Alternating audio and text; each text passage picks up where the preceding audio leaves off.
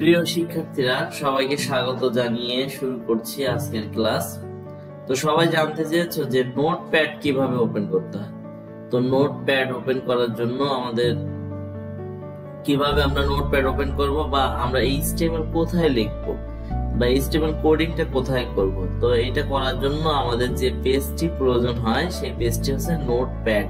তো সেই নোটপ্যাডে আমরা কিভাবে যাব, দেখো আমরা যাব হচ্ছে আমাদের কম্পিউটারে সার্চ অপশন আছে একটা, এই সার্চে যে আমরা লিখবো হচ্ছে নোটপ্যাড, NOTEPAD। দেখো নোটপ্যাড লেখার সঙ্গে সঙ্গে এখানে একটা পেজ চলে আসছে, এই যে নোটপ্যাড, এর উপরে একবার ক্লিক করলেই আমাদের পেজটা চলে আসবে। এই হচ্ছে আমাদের নোটপ্যাড, যেখানে আমাদের এইচটিএমএল কোডিংটা করতে হয়, করে আমরা সেভ দিলে এটা ব্রাউজারে প্রদর্শিত হয়।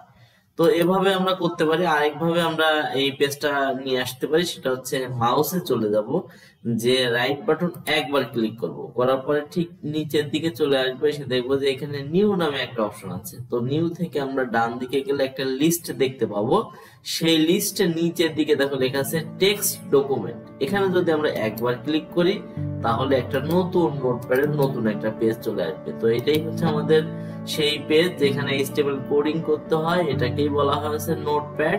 তো সবাইকে অসংখ্য ধন্যবাদ।